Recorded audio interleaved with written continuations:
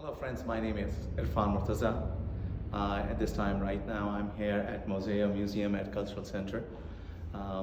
This exhibition about my paintings has been here for a while, and I really appreciate all the MUZEO members and all the team here that they have displayed this beautiful exhibition for me.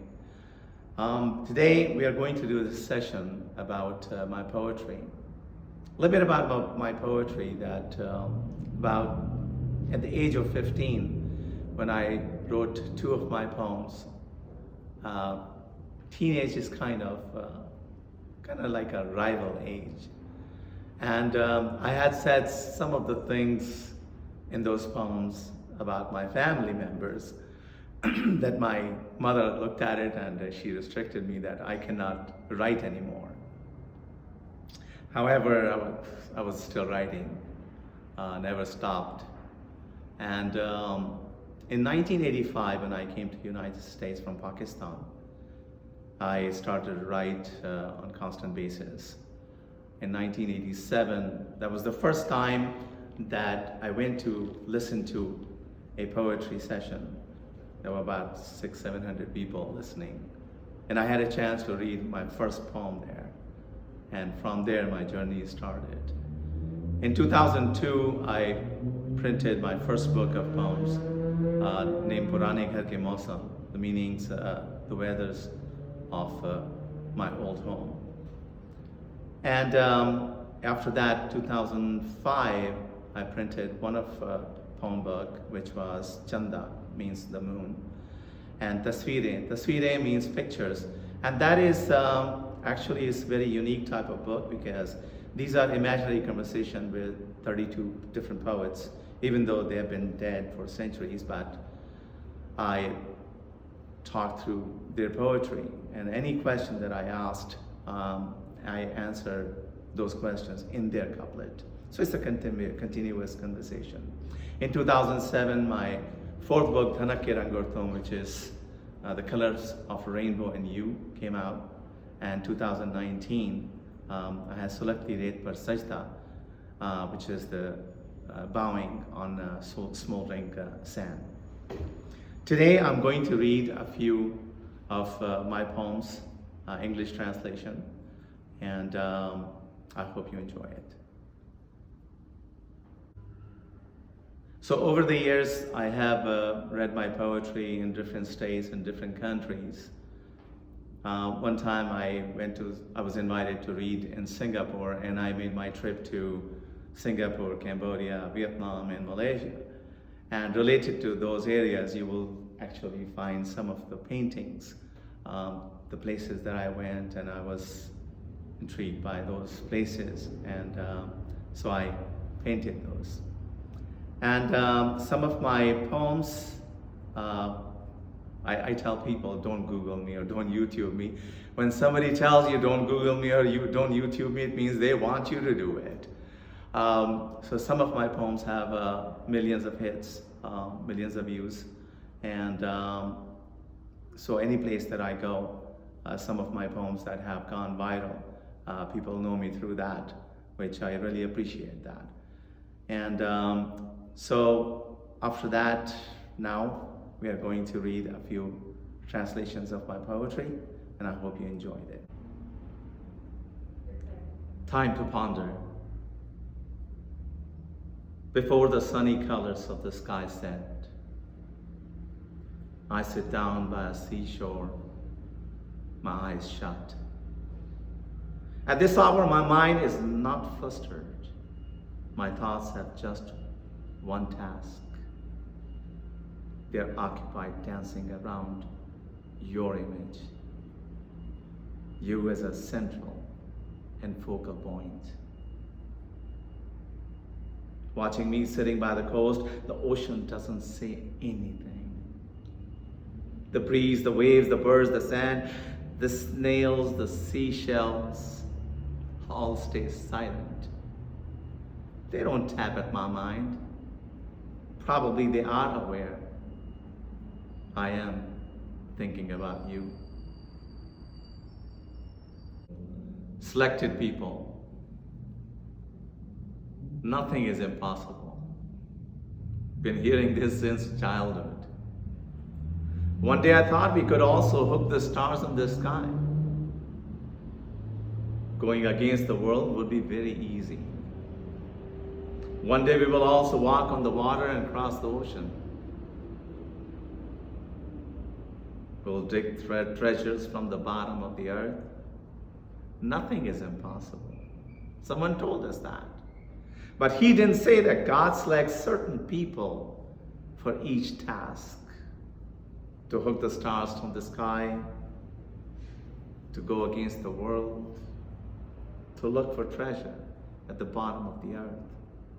All that is easy for them. But not everyone can do that. To have you, to make you mine, to bring you home wasn't impossible either. But God selects some people for each task. Love is constant.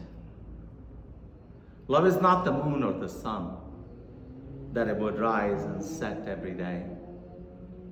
If love had any relation with any color, a lovely scent, wings of butterflies, flowers of flower buds, it would have been temporary. And no poem, short story, or fable would have been written about it. If love was life, it would have died long ago. But it is not as such. Love is constant. It is not weather. It's not a weather which can change any day. Tears in my eyes.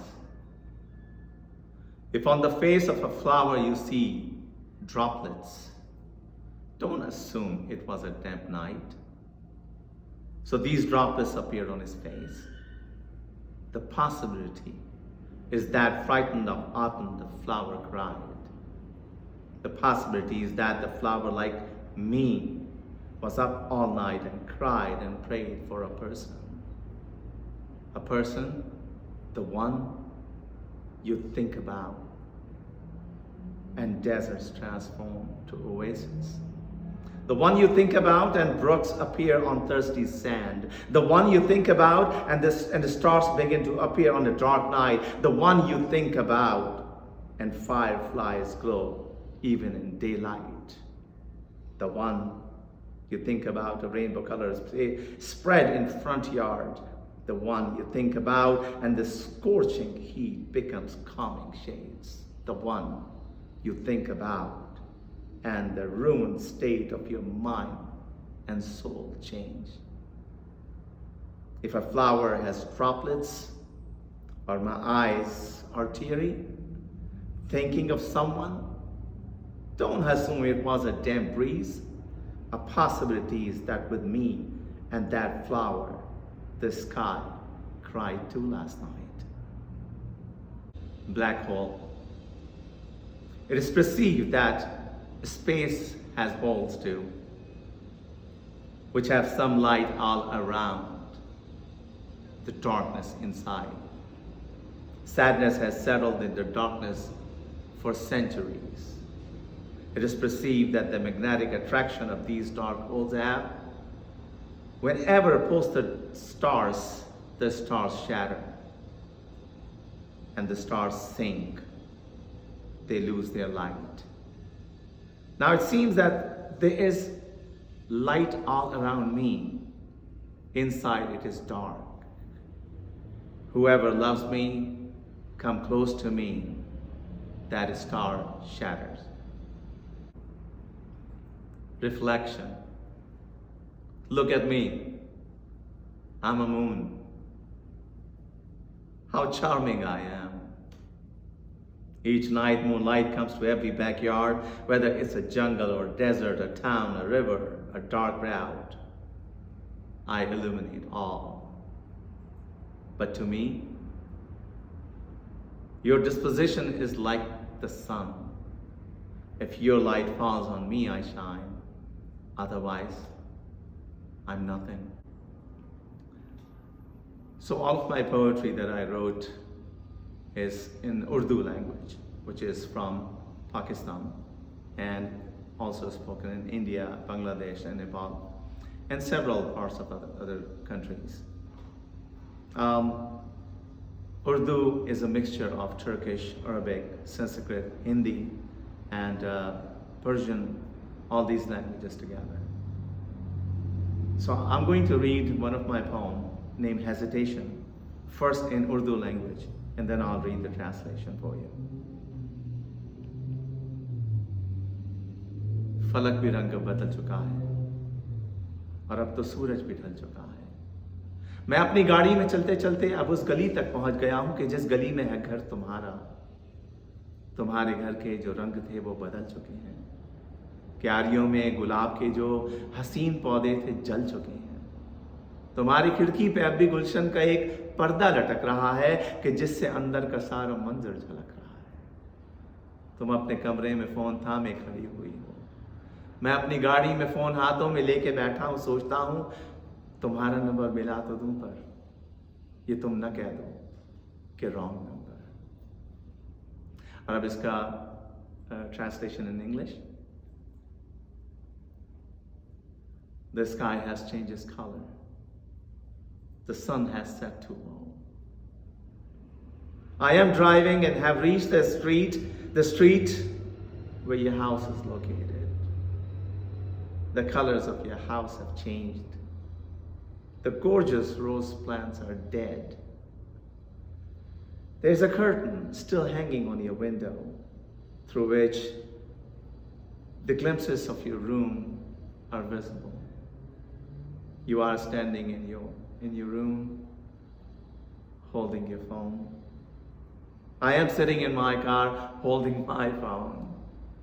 I'm thinking, I may dial your number, but you might say, it's the wrong number. So writing in your own language, especially the poetry, the translation sometimes does not do the full judgment. And sometimes things change, expressions change. When we write the poetry, it follows a pattern. Just like my poem, Hesitation. And because we either count the numbers or sound like that, you can count on that. You also can kind of hum, and then it will tell you if it's properly rhyming or if it's in the same flow. So it's just like if I say कि फलक भी रंग बदल चुका है और अब तो सूरज भी ढल चुका है। मैं अपनी गाड़ी में चलते चलते अब उस गली तक पहुंच गया हूँ। So it would be like फलक भी रंग, so it would be ठका ठका ठक, फलक भी रंग बदल चुका है. So if you see this, it's the same pattern. Any place, if you have any word or any letter extra or less, you will notice it right now. Because फलक भी रंग बदल चुका है और अब तो सूरज भी ढल चुका है. मैं अपनी गाड़ी में चलते चलते अब उस गली तक पहुंच गया हूँ. So everything is, even though it's a blank verse, but it has to be in the same pattern. That's what makes it beautiful, I guess, and interesting. I wasn't aware. I thought all the time, if you will be in my life, this will happen, that will happen. But I never thought that if you won't be mine, what will happen then? How will the sun rise? How will the stars shine? Clouds will be there, but how will the rain fall? If I go to seashore, will the waves smile or the whole ocean will laugh at me? If the flower birds will see me in the garden, they will weep. The wind will be continuously blowing all around me, embracing my body, but will be burning itself. Though There will be a dense tree in my backyard, but there won't be any shade under it. And I'll be alone and look in the mirror. I'll ask myself, why is this? What has happened? I sank my boat in the middle of ocean myself. I've killed myself with my own hands. There's no path, no destination. So what's going to happen next? I didn't know. I didn't know this would be my condition. When you won't be with me, this will happen. Now I think if you were with me, what would have happened? Love, a small 4-letter word. Any small stone or a rock, any road or a path, any leaf, any branch, the beach, the planet, the moon, the sun, even a tiny star belonging to your city, or any object in your city I see with respect. Perhaps you glanced at these too. When I visit your city, I feel strange passing through the paths, the roads, the streets you stepped on. People think this state of mind probably is love. But this state of mind is more than love. It's not just love. Oasis. Any mood I could be in. I could be bone tired. Even then. I'm awfully sad. Even then. I'm helpless due to passing time. Even then. If a season of sadness in the house of my thoughts. I have little or major distress in life. Autumn surrounds me and it feels dark everywhere. All this is happening and I get just one glimpse of you. I forget everything. Penalty of lying. Whenever a star tells a lie about anyone's fate, it shatters. Last night, I asked my fortune star if the name for whom I write every word was written in the line of my palms. This star smiled and replied, whosoever you write every poem and all the poetry for, you will find her name in your love lines. Look into your hands. When I looked, I found nothing in my love lines. I looked up for the star again. The star was no more in the sky. The real writing. I said, I will pick some prime words from the dictionary and write a poem about you. Though till now, whatever I wrote is all about you, for you. But I didn't choose words. I didn't look for words. Whatever was in my heart and soul, I penned down in poetry form. In the book of my heart. She smiled and replied, listen, don't do that. Don't pick words from the dictionary to write about me. I live in your heart, not in a dictionary. No, I don't. Termite damage. No termites get to the mind, I've heard. Imagination, thoughts, worries, metaphorical calculations and fantasies never die. They keep breathing like an indestructible line formed on a rock. Then why are some names vanishing from our mind? Imagination, thoughts, worries, metaphorical calculations, and fantasies sometimes is scattered away like dry leaves in autumn. As if my mind is wrecked home. It seems my mind is consumed by termites. I pray, if this has to happen, the termites should devour those parts of my mind where glimpses of your memories and your disposition, your figure, is still breathed. I'm bewildered. If this happens, then every section, every single wall, and the door of my mind will be ingested by termites, because every section, each and every wall and door of my mind has your name engraved. Love contract. Yesterday we took a paper and wrote quite a few sentences on it. After agreeing upon them, we wrote, how can we fall in love? What will be the colors of our love? What should be the limit of our love? What will I tell her, and what will she say in reply?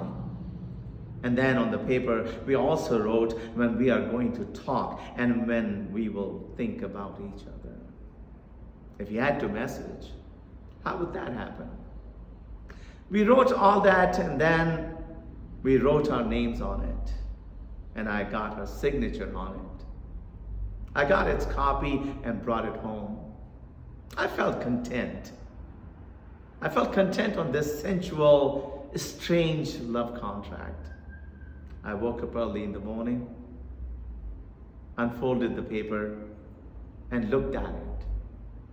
The part which had her signature was eaten by termite.